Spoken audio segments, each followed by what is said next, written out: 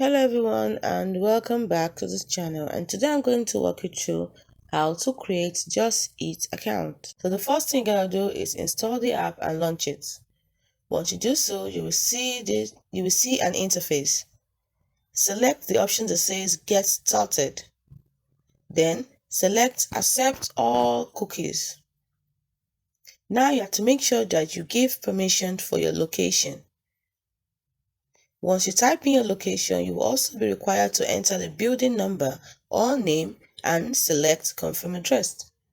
So you have to put in the building number or name and select Confirm Address. Once you've entered your address, you will see the account has not yet been created. So you have to tap on Account and then select Login. Now you get to the exact interface you need to enter your credential in order to get logged into your Just Eat account. So here you have to type in your email address, or you can also continue with your Google account or Facebook account. Once you do so, select Get Verification Code. And if your account is not yet registered, you'll be required to register it.